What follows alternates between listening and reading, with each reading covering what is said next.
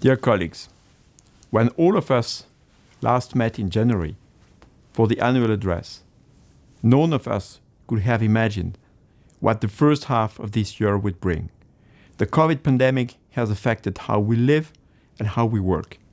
Early on, many people feared that an unavoidable disaster of an unknown nature was just around the corner.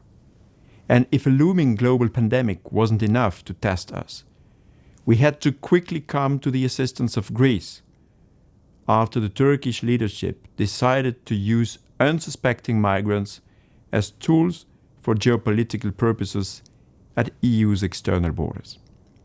It took us barely 2 weeks to deploy additional officers. When we launched our 2 rapid border interventions in mid-March, I remember speaking to the Greek Minister of Interior about these existential concerns that would test our organizations. We could feel in the air on that sunny day at the Greek land border that we were about to face this unthinkable COVID crisis in unthinkable circumstances right there at the border with Turkey. While we could not take our success and resilience for granted, we agreed we were experiencing the end of a world we knew, a dramatic turning point in many aspects. Today, I can say Frontex is stronger than ever. Thanks to our collective resilience, our well-established business continuity plan, and crisis management mechanism, now more than ever, we are ready to take on all the responsibilities linked to the Standing Core. This was noticed by the political leaders, the EU institutions and member states, and also citizens. And you, colleagues, with all your efforts, your collective and individual sense of duty and commitment, you made it possible. More than ever, we are a team, we are a family. And so I want to thank all members of our staff, all of you, for your commitment to our agency.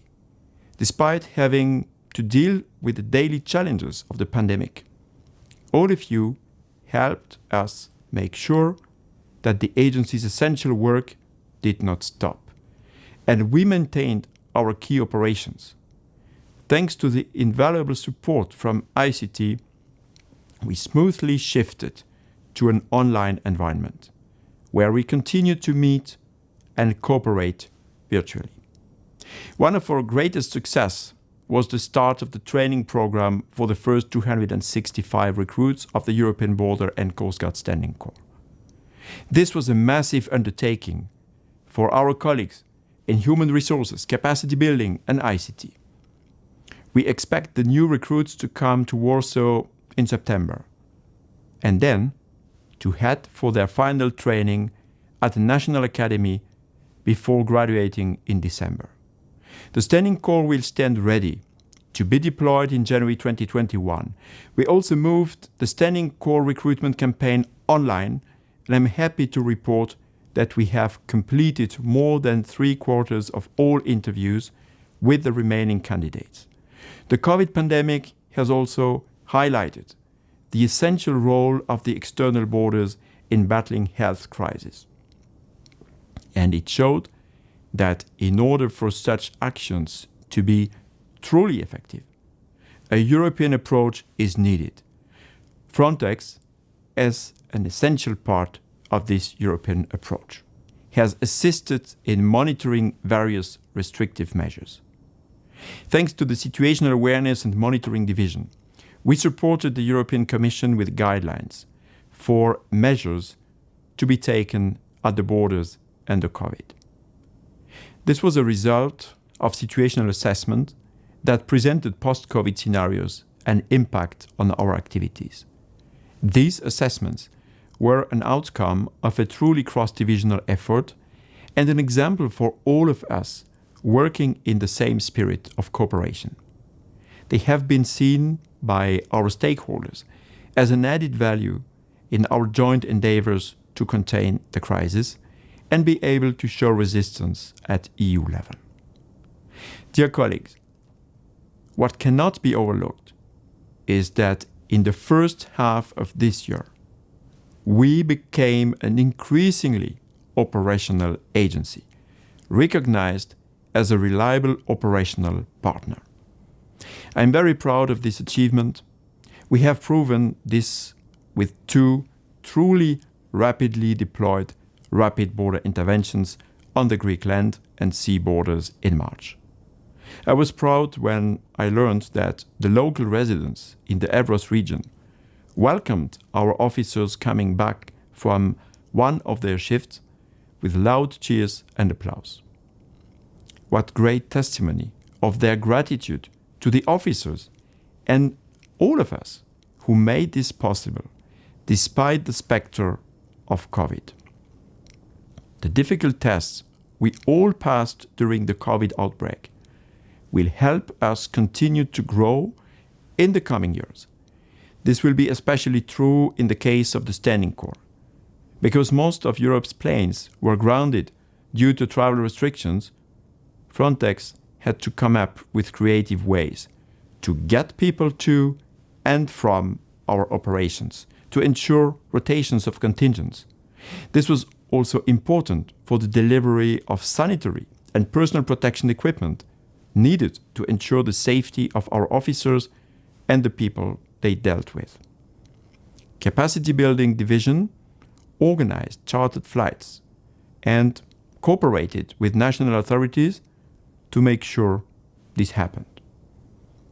We also opened a logistic hub in Greece. This hub allows us to store personal protection and other equipment in the field closer to the deployed officers who need it. All these actions served as valuable lessons and preparation for the complicated logistics that will be involved in deploying the Standing Corps and our own equipment starting next year. The Standing Corps is already in the DNA of our agency. A recent staff structure analysis proved that a large number of our staff at the headquarters are already dealing with operational tasks, all contributing to the agency's reputation as an operational partner. To better respond to the future challenges and reflect our transformation towards a more operational Frontex, I presented a new structure for the agency which will better reflect the nature of our responsibilities and which will create the basis for integrating Standing Corps into our workflows and operations. This will also allow to define which ones of you who have already been supporting our operational activities will continue to do so under the umbrella of the European Standing Corps. This means that as a result of the staff structure analysis, the post of those of you will be relabeled as Standing Corps post. This will of course not impact in any way your current conditions of work and employment, but this will demonstrate and strengthen the agency's operational mandate that we, in fact, have been developing together in recent years. While the most entities will not see significant changes, to ensure a certain level of stability, I propose to the Management Board to create an entity to deal with the management of the Standing Corps deployment and another one to implement the ETIAS central unit. I also proposed 3 portfolios for new deputy executive directors that were based on the priorities of our new regulation. Also, in terms of governance, we intend to further increase our audit capacity and are in the middle of restructuring of the corporate governance division to adjust the nature of their services to those new unprecedented challenges. I would like to address one uncertainty over us, the multi-annual financial framework. As you might have heard, the most recent proposals won't increase the funding for our agency by as much as originally proposed. But let us not worry. Even in the worst case scenarios, our budget will increase every year. 1 billion euros per year remains a perspective with room to adjust, especially to ensure that the standing core is fully equipped and ready for deployment. The views in Brussels are that we should secure staffing and perhaps be less ambitious about technical equipment. But we are working on scenarios to find ways to ensure a reasonable equilibrium between the pace of staff growth and technical equipment acquisition. It is also important to note that we had just reached a very important milestone. There are now 1,000 of us working together at Frontex. This is 3 times the number of staff when I became executive director 5 years ago.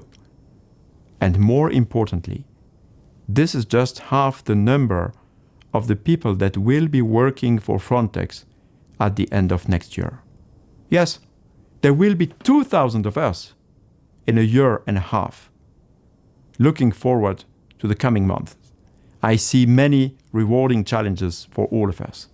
We are increasing our operational footprint. This means we will be buying more equipment that we will also need to manage. We will be expanding our logistics and building supply chains to make sure that our officers in the field will have the necessary equipment and supplies. We will also further connect the sanitary dot with the migration and security dots as part of integrated border management. This means that Frontex must become an important player in protecting the health of Europeans by assuring and implementing common sanitary standards at the external borders. This could allow us to slow and even prevent the spread of the next epidemic by stopping it at Europe's doorsteps.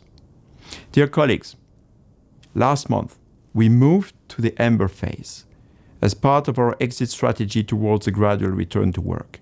The crisis response teams and the Frontex exit strategy manager are already working on preparing the agency to move to the next phase of the exit strategy, the yellow phase. We expect to pass to the yellow phase sometime next month, if the current trends and indicators remain stable.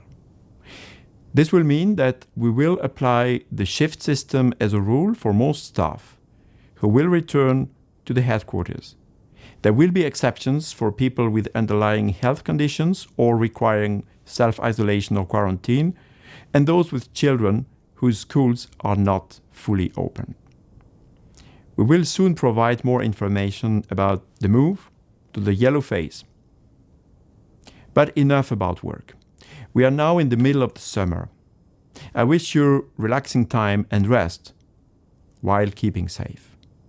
Please remain particularly cautious because COVID-19 has not disappeared from Europe.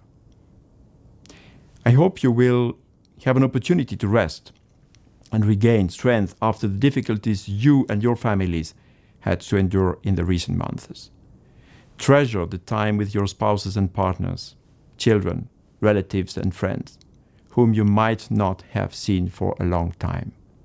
Enjoy the places you love and were not able to visit because of travel restrictions. Don't forget about the work-life balance, despite incredible challenges. You worked hard to make sure all of Europe can continue to rely on Frontex to help national authorities keep the external borders secure. Thank you from the bottom of my heart.